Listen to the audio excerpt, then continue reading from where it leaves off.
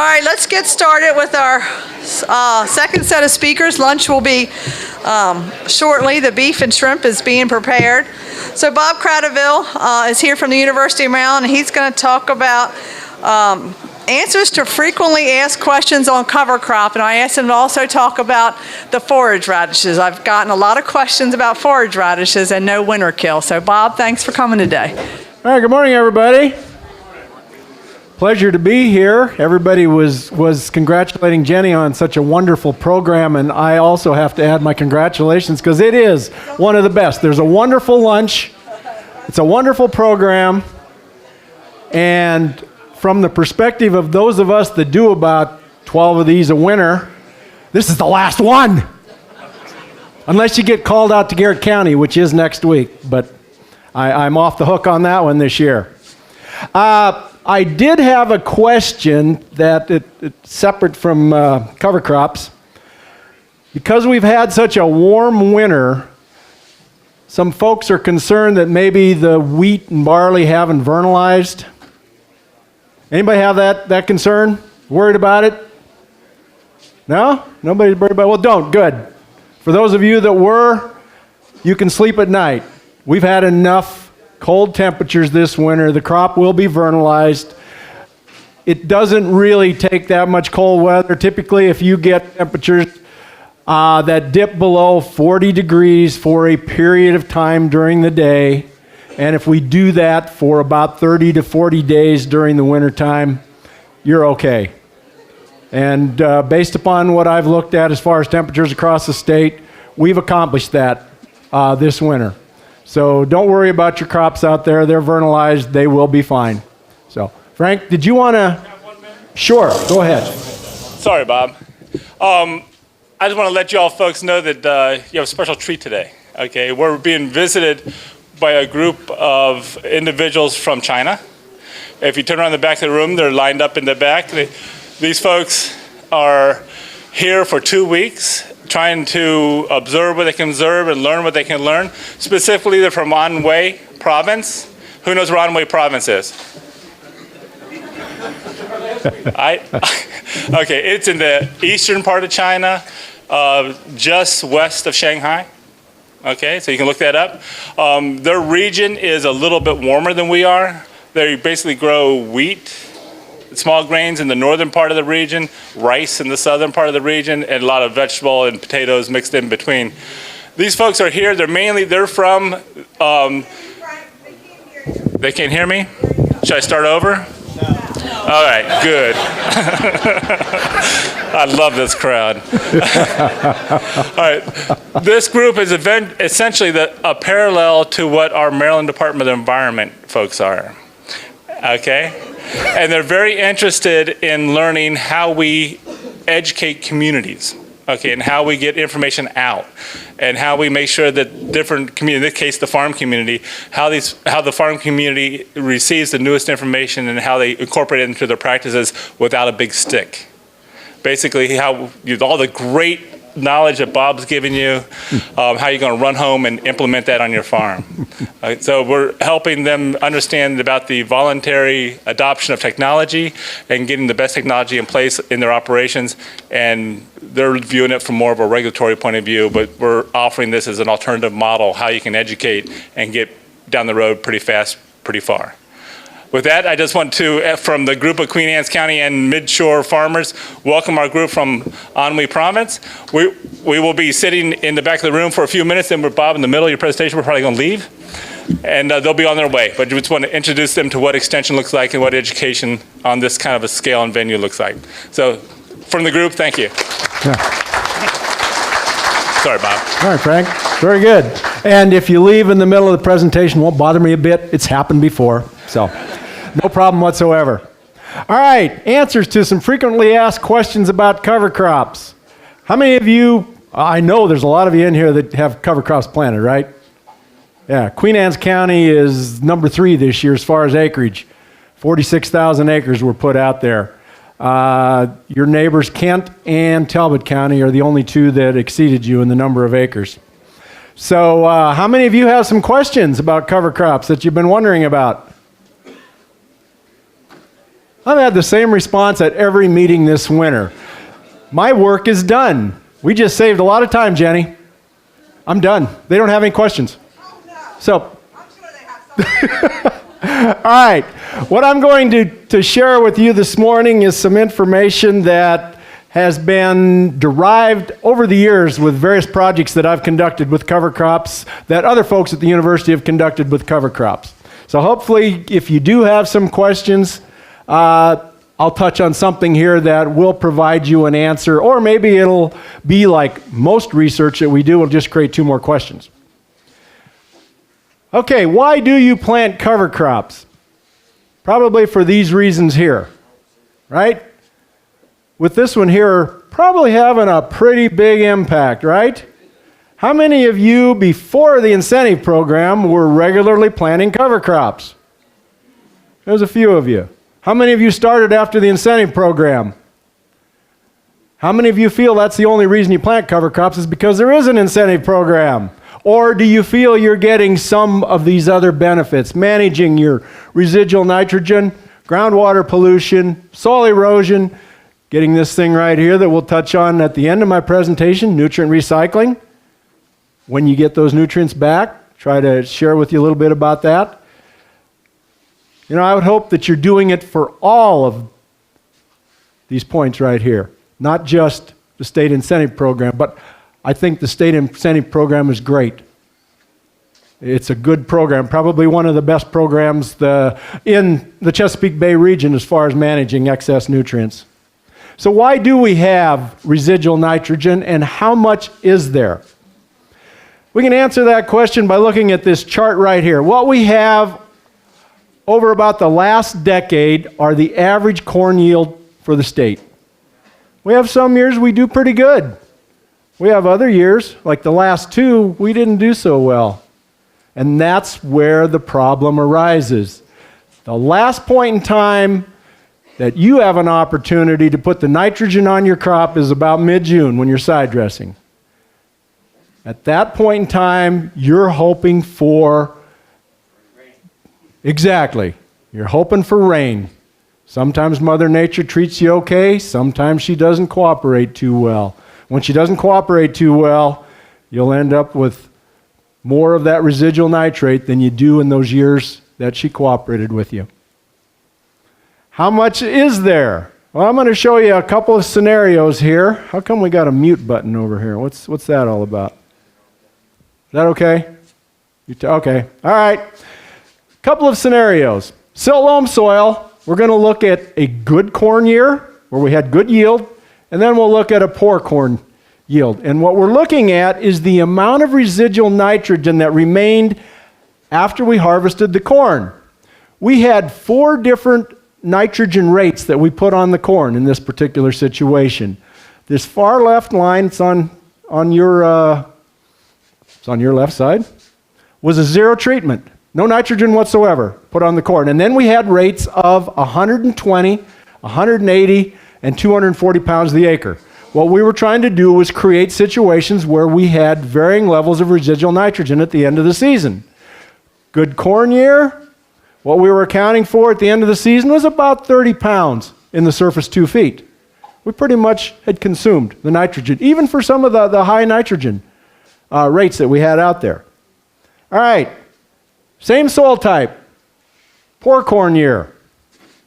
Here you can really see the differences that we had in our nitrogen treatments. This trend here also, it was less obvious here, but this trend here in the 21 or 22 sites that we looked at was what we always saw. We had more residual nitrate remaining in the surface 6 inches of soil than we did as we moved down through the profile. These are in centimeters, but this right here would be your 6 to 12 inches, and this represents what we had in the second foot. Okay? All right. That's the reason why the state has a cover crop program. Very successful program. It's been growing in acreage every year since its inception. And in fact, this last year there was 550,000 acres approved at the sign-up period. 430,000 acres was planted. That's pretty remarkable given the fall that we had last year because it was wet. Now they did extend the time a little bit to allow more cover crop acreage to be planted, but it still was very remarkable. And even though there was a lot of that cover crop that got planted on the late side, with the type of winter we've had, those cover crops have been functioning very well. And as I mentioned earlier, Queen Anne's County is a big player in this program with 46,000 acres out there this year, number 3 in the state. What's the best planting date? Any of you ever wonder about that? Earlier the better because the incentive is higher, right? That's what you want to do. Kind of depends upon your goal, really. If your goal is to consume as much nitrogen as possible, then definitely planting early is the best option. Just a couple of shots of an early October plant date versus a late October plant date. More biomass there. The cover crop is functioning better with the early plant date than it is in the late plant date, but you're still getting a benefit with this late date. Don't get me wrong. Let's just look a little bit about that growth and development of the cover crop from planting through the season. What we have here is a timeline across this axis from the planting date. We're going to use October 1 as the planting date. On this axis here, we're showing the amount of nitrogen that's consumed on a pound basis on a daily basis. For about the first 100 days after you plant that cereal, you don't have a lot of consumption. Why is that? Well, the plants are small. They're not very big. And you're also going into the colder period of the winter. Late fall into winter. So growth slows down. Growth can be depicted by temperature. And in fact, you can calculate how your cover crop, or your cereal grain for that matter, if it's barley or wheat for commodity production purposes, how it's doing based upon growing degree units, the same as you do for corn. You can track where your crop is by adding up your growing degree units, just like you do for corn. The only difference in the formula is this: 32 degrees. With corn, it's 50, right? With a small grain, it's 32. Why? What happens at 32 degrees? Freezes. Small grains don't grow. You get below 32 degrees, they don't grow. They stop.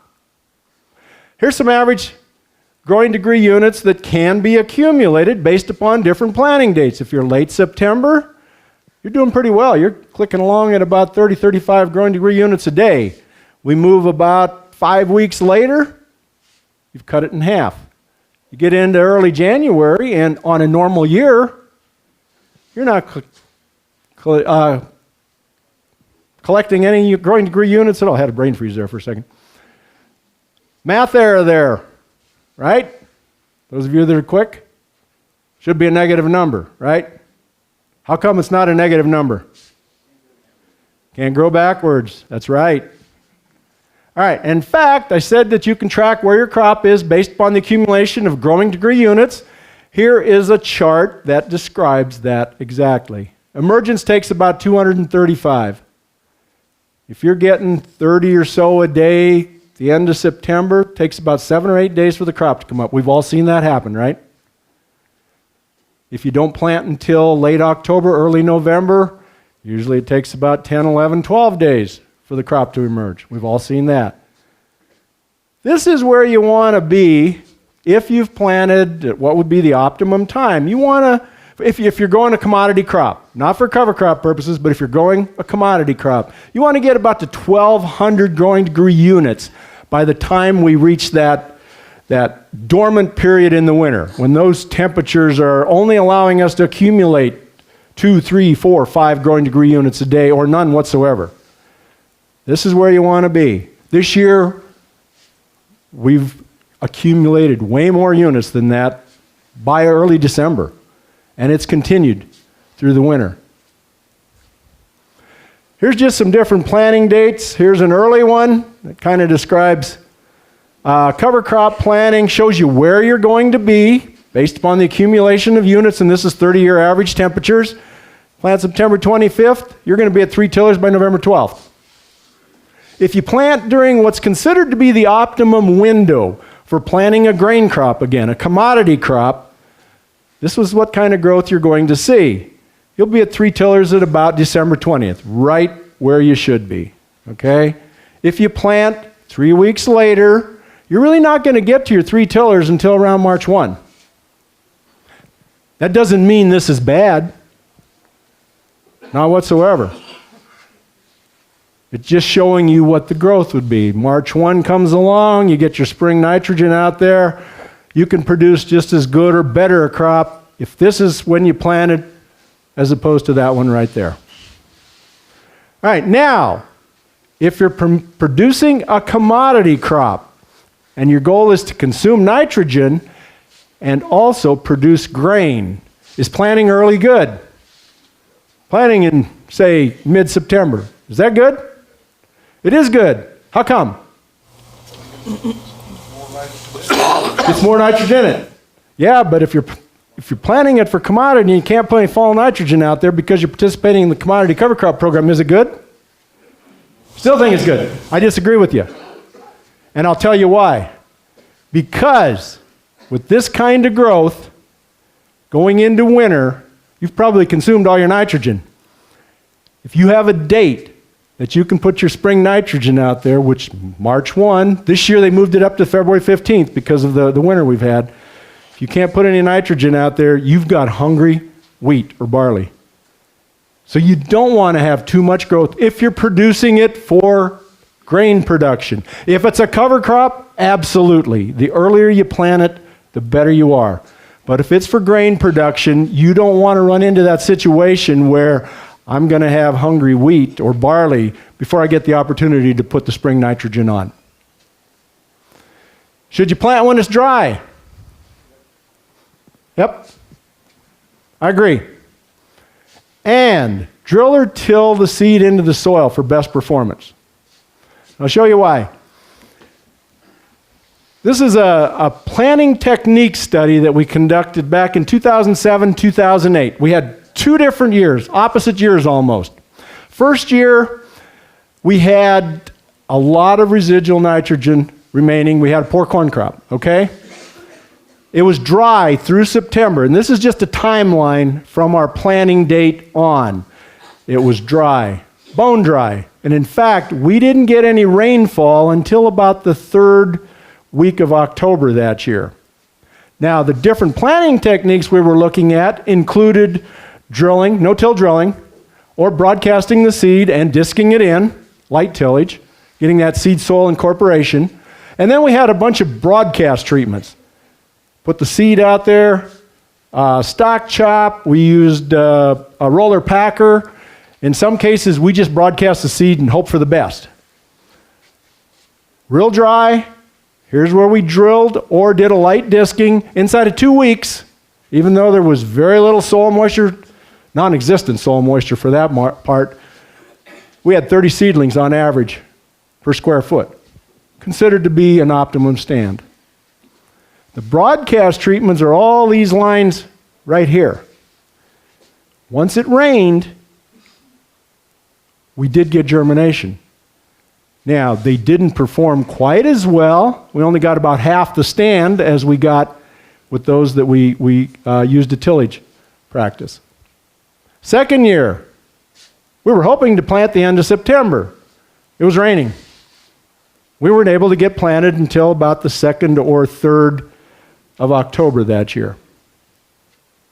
In this situation, we had moisture. Our drilled treatments or our tilled, the light disking treatment, again, gave us our best germination. We didn't do quite as good that year. We got about 22, 23 seedlings per square foot in that second year, but still considered to be a good stand. But we also got our broadcast treatments up and going at the same time. Now, remember these 2 slides because I will show you the nitrogen uptake that we had with these a little bit later in the program. You know, should you not use a broadcast treatment? Do you get any benefit from it? And I'll show you that there is benefit. It just won't be quite as good. How much nitrogen is consumed? Again, it depends. Depends on a lot of things, actually. Species, plant date, kill date, the stand that you established, the weather, how much residual nitrogen you had there to start with. Here's a comparison that was done between 25 wheat varieties, just sort of the wheat varieties that were available for you to grow, and it was compared to, sorry about that, it was compared to one variety of rye, just one variety of rye, the Wheeler rye, which is a very common variety. In this situation, the average nitrogen uptake, about 36 pounds per acre we saw over those 25 varieties, was comparable to rye. How many of you really like rye? Like rye? There are farmers that like rye. Yeah. How many of you like wheat? Barley? Okay, all right, good. All right, let's look at another situation. Here we were comparing rye, triticale, wheat, barley, and we had a no cover. It kind of shows you the benefit that you can get just from your weeds. They consume nitrogen too. Now, this was a site, the study was conducted 3 consecutive years. This is a site that had very little residual nitrogen every fall. Low residual nitrogen, so there wasn't a lot out there for the cover crops to consume. On average, we did better with our rye. About 50% less consumption with our wheat, but we weren't accumulating a lot. 6, 12, 13 pounds, that's not a whole heck of a lot. Rye is an excellent scavenger when residual N is low. But who cares? In that situation, you don't have an environmental risk. You have such a small amount of residual nitrogen out there that it really doesn't matter. But that is a situation where rye will do really well. Another situation where rye will do really well is if you want to let it grow until about mid-May before you kill it. There's another wonderful opportunity because it's going to produce a whole heck of a lot more biomass. How many of you let your rye go until about the middle of May? One person there. Most folks don't. Most folks like to kill rye a lot earlier. All right, another situation where we compared barley with rye with wheat. In this situation, barley was about 80%, got about 25, 26 pounds of nitrogen consumed, and we were over 30 pounds for both our rye and our wheat. My point here is wheat, if it's planted on a timely basis, can compete just as well as rye for the nitrogen that's out there.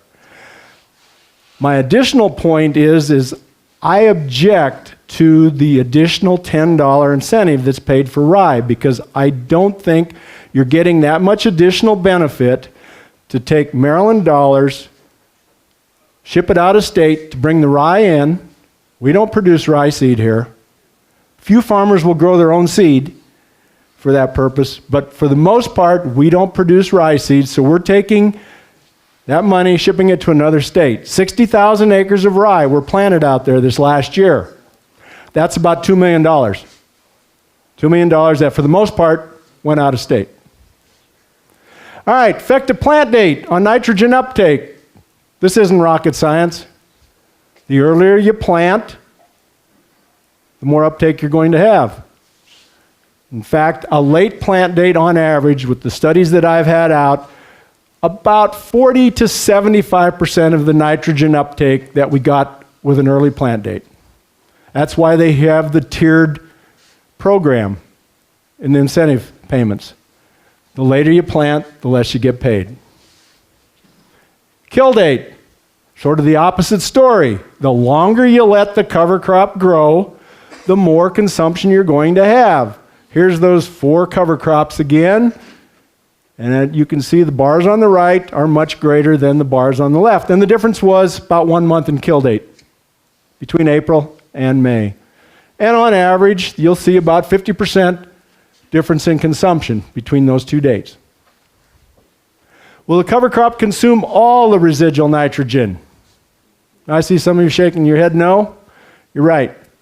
All right, let's go back and look at that same situation I showed you early on. Here we have the 30 pounds in the surface 2 feet. I eliminated the 0 nitrogen and the 240-pound nitrogen corn treatments that we had that year for simplification purposes on this chart.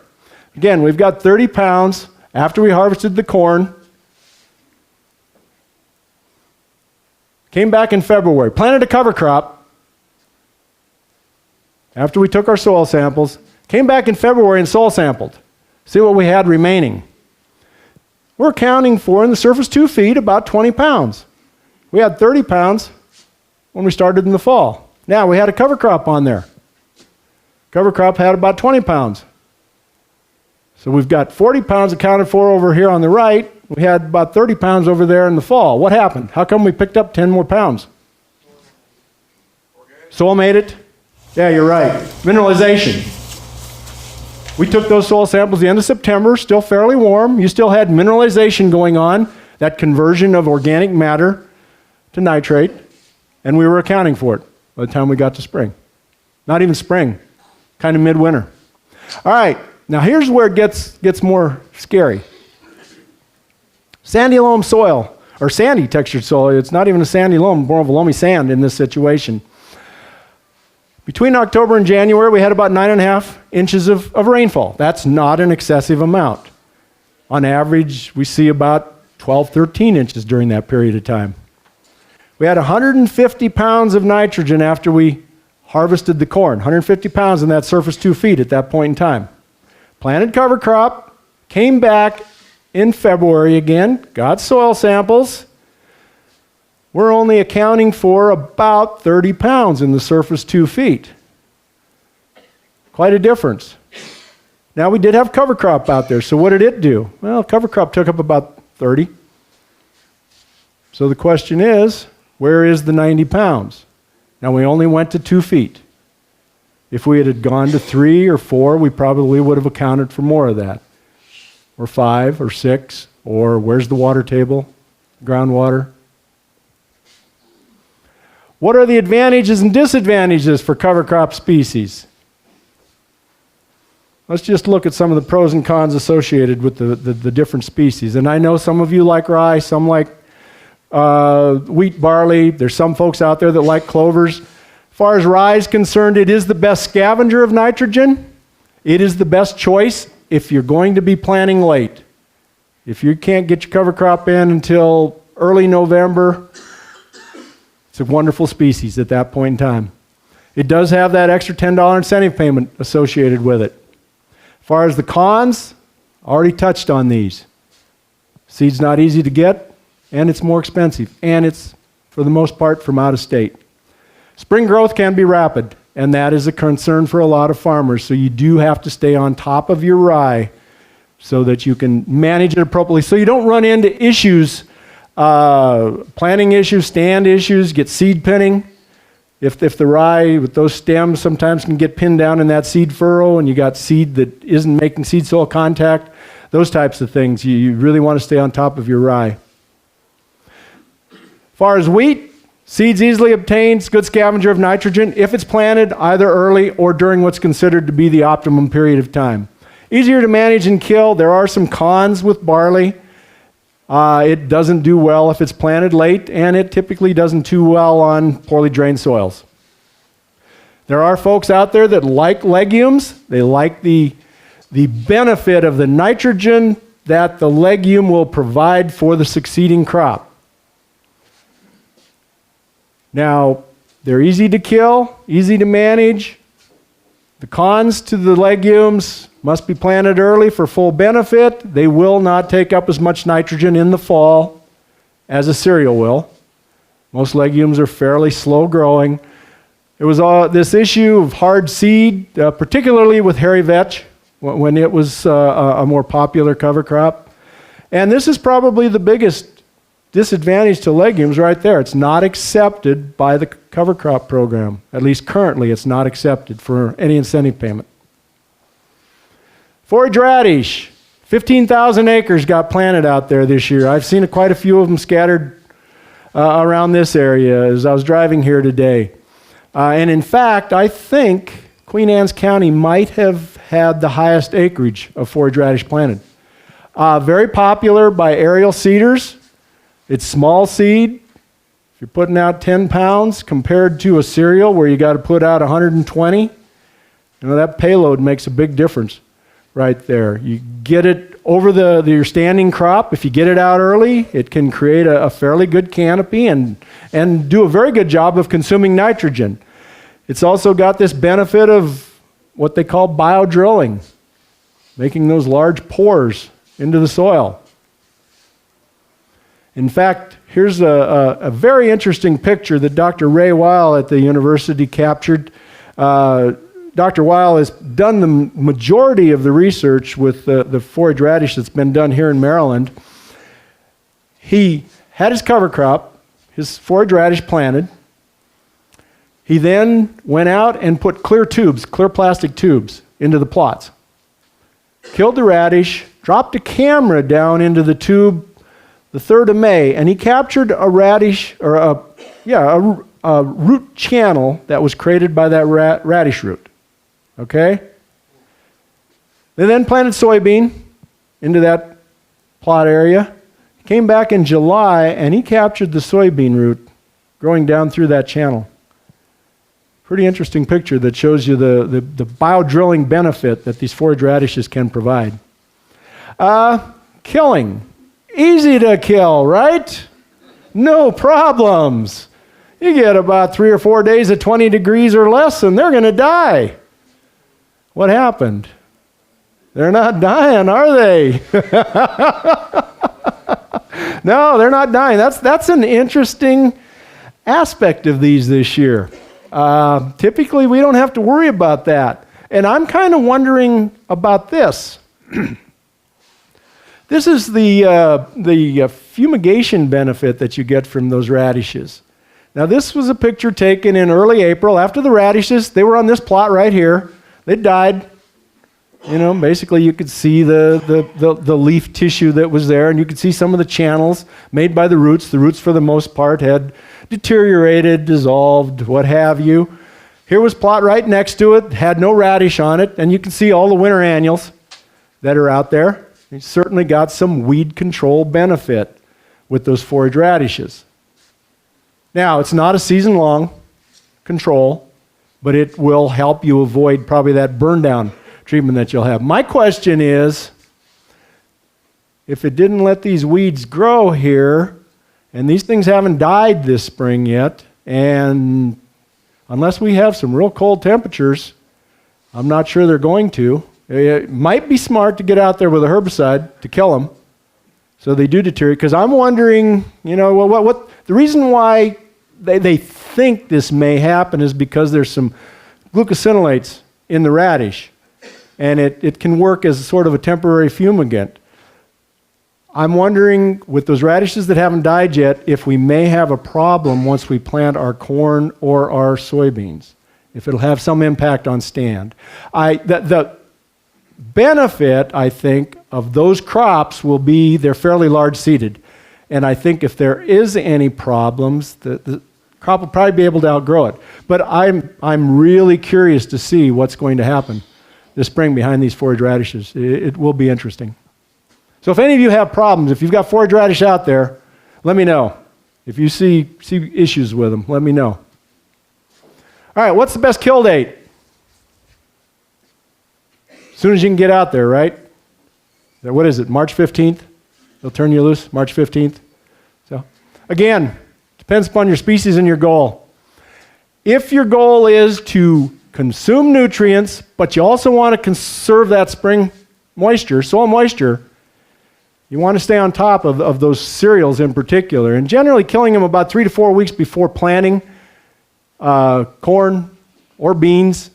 That's probably at that joining to pre-boot stage for the cereals is probably the best opportunity to get them killed. If you've got nutrient supplier, if you're growing a legume, you want to let them grow longer. You want to produce as much biomass as you possibly can because you want to get that nitrogen back once you kill the cover crop. In those situations, usually a legume about a week before you're going to plant. If they start to flower, kill them.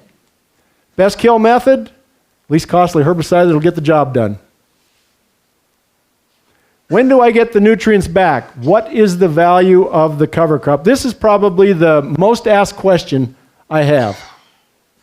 Do I get any benefit from these things?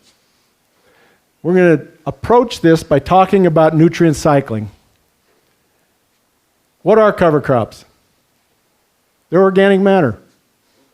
Just another source of organic matter, just like your corn stalks, soybean residue, your wheat straw, your barley straw, if you leave it in the field. It's just another source of organic matter. Why is organic matter good? Because it's got nutrients in it, right? Yeah, it's got nutrients in it. You bet. And in fact, you get those nutrients back through this process called mineralization. And all mineralization is the decomposition by the soil microbes, those critters that inhabit your soil, the bacteria, the fungi, the nematodes, the earthworms, whatever else you might have out there. They consume that organic matter, they convert it into a plant-usable form. The rate that mineralization occurs is dependent on a number of things, including how many of those soil organisms you have out there. Don't worry, you have plenty. They're well into the millions.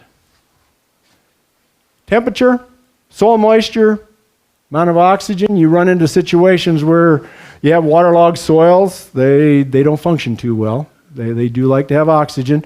And this thing called carbon-nitrogen ratio, which is just the amount of, it's self-explanatory, amount of carbon to nitrogen. A legume has a lower carbon-nitrogen ratio, typically around 10 to 1. Something like rye, probably in the range of 20 to 1. All right, let's talk a little bit about the value or the return of the nutrients from these cover crops or from organic matter, for that matter, because that's what a cover crop is. It's an addition to your organic matter pool. 1% of soil organic matter equals about 20,000 pounds of organic material, okay? 20,000 pounds will equal 1,000 pounds of organic nitrogen. We're talking about surface 6 inches of soil. Now, surface 6 inches of soil across an entire acre is going to weigh approximately 2 million pounds, give or take a few thousand, depending upon how compacted the soil is, okay? On average, mineralization will release approximately 20 to 30 pounds of nitrogen for every percent you have. And most folks have more than 1%, probably 2.5%. What's typical numbers you have out there? 2.2. Right. So, if you do have 2% good biological activity, you can count on 40 to 60 pounds of nitrogen for that next crop that will come from that organic matter that has been converted to nutrients. This is why and you've seen us many times put out nitrogen rate trials, and we'll always have a zero treatment, a control, that we'll get from 50 to 100 bushel corn with no nitrogen. It's because the crop is responding to what we've accumulated from mineralization. All right, what's the value of this organic matter? Some folks at Penn State put some numbers to this surface 2 million pounds of soil, 1% organic matter. They calculated how much nitrogen they had, about 1,000 pounds, used a price, 65 cents a pound, which is in the ballpark of where nitrogen is. It might be a little lower than that right now. Haven't been keeping up that closely, but $650. They did the same for phosphorus, potassium, sulfur, even gave a little value to the carbon. They calculated that 1% soil organic matter was worth $840 an acre. If you got 2%, you're close to $1,700. So there is value there. Think of your cover crops, your organic matter as slow-release fertilizer, because that's what it is. And with that, they told me I only had about 30 minutes, 35 minutes. I will stop. Maybe there's some time for questions. Time for questions? Okay. Any questions I didn't answer with this? Yes, sir. On that organic matter, wouldn't it be faster to incorporate the organic matter? If you incorporate the organic matter into the soil, you are going to speed up that process of decomposition. With no-till, what happens is you sort of reach an equilibrium. You first start in the no-till, you're sort of at a deficit, but after a few years, you've got enough of those previous crops' organic matter that is in that pool, and you just keep adding to it. By incorporating it into the soil, you do speed up the degradation process. Yes? Others? Yes. You got any thoughts on what to do about the radishes that have started growing again? You know, plow them under, zap them? I think they would. The question is, any thoughts about what to do with these radishes that are growing again or continued to grow all winter long? I think a herbicide will take care of them very easily, and you might want to consider doing that if you get the opportunity to get on the field. I mean, once the date arrives for you to kill, your cereal cover crops, I don't think there's any exclusion for forage radish. So, yeah. Yes, sir. For a small vegetable farmer, could you run pigs on them and have them till your soil for you? Question is, for a small vegetable farmer, could you run pigs on them and get the combination of, I guess, killing them and tilling the soil? I imagine they'd work fine. Now, I'm wondering how tasty they might be. Pigs aren't too particular, but at this point in time, they're starting to deteriorate, and they might be sort of rotting, and I've been hearing problems of smelling. There a lot of odor coming off of them? Yeah, because there's quite a bit of sulfur in the glucosinolates that are in these forage radishes, and that sulfur smell is what's contributing to the smell that's coming off these fields. But I've had people tell me that they've actually pulled some of them in the fall and eaten them, and they fine. Yeah. So, any other questions? Yes, sir. Is there any wildlife benefit to planting radishes? Any wildlife benefit to planting the radishes? Anything to actually eat it, or? Geese hate it. Geese hate them? That's a good thing. That's good. Deer? I don't know about deer if they like them. Deer seem to like everything. Can't answer your question very well. I really don't know. So, anybody else? Any other questions? Well, Bob right, will be thank around. You'll be around. if Yeah, anybody has any I will questions. Okay, good. Let's hear from a couple of our sponsors. Eric Praneri is here from Delmarva Aerial Crop Service. Eric was pretty busy. I made a trip up to his hangar. When was that? End of August, September? So he was pretty busy out there in between switching back from spraying to putting on forage radish. You were doing a lot of that. So Eric, thanks for being a sponsor today. Morning, everybody. I see a fair amount of familiar faces out there this morning, but for those of you who don't know me, my name is Eric Praneri. I'm here this morning with my wife, Jennifer, and together we own Delmarva Aerial Crop Service up in Sudlersville. A little background on myself and Jen. I was born and raised in the Sudlersville area, where I farmed with my father for over 30 years. Graduated Queen Anne's County High School in 1985 and went right into the aerial spraying business. My wife Jennifer also grew up in nearby Queenstown and also graduated from Queen Anne's County High School. Sorry, I don't do this very often, so 2012 will mark our 27th year in the aerial application business. We have a lot of good things going on this year.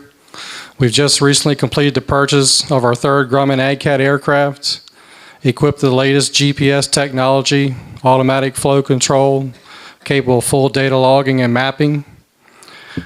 We spray many types of farm crops, including vegetables, and specialize in the aerial seeding of cover crop. And we do also do a fair amount of small grain seeding for harvests. We utilize several airstrips throughout the county to better serve the needs of our customers. For those of you that I've already been working with, we sincerely thank you for your business. For those of you we haven't had the pleasure yet, we look forward to an opportunity to earn your business. We have a booth set up next door. If you have any questions, feel free to come by and say hello. I'll answer any questions you may have. We are dedicated to this county. Queen Anne's County is our home, and we appreciate your business. Thank you. Thanks, Eric. Thanks, Jen, too. Paul Spees, you want to come up from the Chester River Association? Paul works hard out there, bringing the farmers and the Chester River Association together. So, Paul, we thank you for all your help. Thank you. Hello, I'm going into my 4th year with the Chester River Association, and we have a few programs going on that I just want to talk about. We have 4 green seekers out now in the between Kent and Queen Anne's County that we're working with Dr. Josh McGrath with, and so far it's been an interesting process to implement that on full farm fields and getting them the service and up and running. But the last 2 years we have some interesting data. I hope Josh will get into that. Our other program that has really been growing is our switchgrass program. We started in 2009, and now we have 600 acres of switchgrass between the 2 counties. And part of that program is to also develop the market. So 2 of the things we're doing with that is we're working with the University of Maryland and Jennifer Timmons, and we've donated 2 truckloads of chopped switchgrass, which is going to go to Purdue Farms, where they're going to look at it for poultry bedding to help offset some of the increased cost of poultry bedding. So that'll be interesting to see what the results of that will be. Excuse me. The other program with switchgrass is Pepco has just approached me, and they want to do 100 acres of switchgrass in the 2 counties, looking at it for alternative energy. So we're looking for 100 acres. They've upped the price from $150 an acre to $200 an acre rental for a 3-year time period and establishment cost. So that's gone. People have signed up for that pretty quick. We've got 70 acres already accounted for. But if anybody's interested in, if they have any kind of marginal ground or low productive ground that they're looking to doing something a little different with, I've got about 30 acres left of switchgrass. And like I said, that'll be $200 for each year for 3 years, and we establish it. So if anybody's interested, give me a call and we can come out and take a look at the location. But I appreciate the farm support from both counties. Our farm breakfast 2 weeks ago, we had over 85 farmers and about 125 people attend. So that kind of support, staying active and staying on top of us environmentalists is very beneficial. I have I guess I don't want to call it privilege of attending some of the meetings of non-agriculture people, and some of the things they say are not very friendly, so staying on top of them and staying involved and having a seat at the table is vital. And so I would say, if you have a problem with us or anybody else, please give me a call. I have a thick skin, so I can pretty much take anything you tell me up to a point. So thank you for your support, and look forward to working with you. Thanks, Paul. Remember, farmers were the first environmentalists. We have to remember that. Preston Greenwald and Mike Wheatley are here from Growmark. Do you want to come up and say something?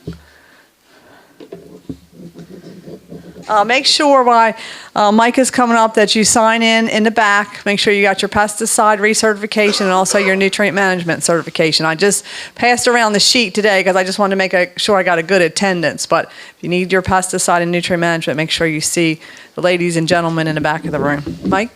Thanks. Good morning, I'm Mike Wheatley. I'm the new TSM for Growmark FS here on Delmarva. I'm going to be in charge of the seed research and sales for our locations throughout Delmarva, working closely with Preston there in Sothersville. And we'd like to invite you to stop over to our booth. We'd like to talk about your seed needs and your chemistry and your fertilizer needs. Thank you. Thank you. All right. I think Chad Nagel, would you like to come up and say? Chad with Nagel Farm Service and also with Nagel Crop Insurance. Chad helps me a lot. You know, I have a grain marketing group. I'm going to invite all you to come. We meet every other Tuesday morning at Hickey's Restaurant up in Chestertown, Churchill. But I rely on Chad a lot, and we seem to chat. I'm not sure that we're always right, but we chat anyway. So thanks, Chad, for being a supporter. Yeah, Jenny's good because she doesn't mind if I'm wrong, and that happens a lot. But I'd have to think on a day like today, short and sweet is the ticket, so you're not going to hear from me long. I'm Chad Nagel with Nagel Farm Service. I talk to a lot of you on a regular basis at the elevator. I'm here today because it's crop insurance season, and we've got between now and March 15th to make any changes to your policies. Our company's been selling crop insurance now for the last few years, and our approach is just to try to help farmers take the marketing side of it and the insurance side of it and make good decisions that work well together while you're doing that. So if that's something that you're interested in, please give us a call. Be glad to work with you. Thanks. Thanks, Chad. David Conley from Southern States. David, you want to say something? You just want to say hi? Thank you for being a sponsor. Billy Simmons from Monsanto Channel. Billy, you want to say something? While he's coming up, I do want to let you know there's lots of important bills out that could hurt agriculture, but there's one, it's Senate Bill 635, and it was introduced by a senator from Montgomery County. And imagine that. It's a water appropriation or a use permit fee. And what it would do, it would require a payment for a specified water appropriation. So if you have a permit through MDE, this would be, if it goes through, would go through MDE. Let's hope it doesn't. But they would establish some type of permit fee, and then if you use over 10,000 gallons, there would be another fee for that. So this can be really, this could be tremendous fees that the agriculture community would have to pay. So if you have any questions, I'll be happy to talk to you about it, give you the web link, but please contact your representatives because we really do not need this bill. And I know Steve Moore had sent. Steve, do you have anything else you want to say about that? Where is Steve? Oh, there you are. I'm good. Did I miss anything? It's going to cost us a lot of money. Steve says it's going to cost us a lot of money, so we want to make sure that we really get on this. So, Billy, thank you. Good morning. Lunch is just around the corner. I just want to say welcome on behalf of Monsanto. We're glad we could be here today and be help with sponsorship. I work with the Channel brand seed from Monsanto, which is a new brand that we launched about 2.5 years ago. We're entering the third season here on the Delmarva with the Channel brand, and we've had tremendous success. So I'd like to thank those of you in the room who are using some Channel product, and I'm happy to say we've got about 90% of the seed and soybeans delivered into the area. We'll start making farm deliveries here shortly, and knock on wood, they got about 10% of it yet to come in here, but haven't had to cut anybody's order. So we're looking forward to another great year, and thank you for letting me be here. Thanks. Thank you for your sponsorship.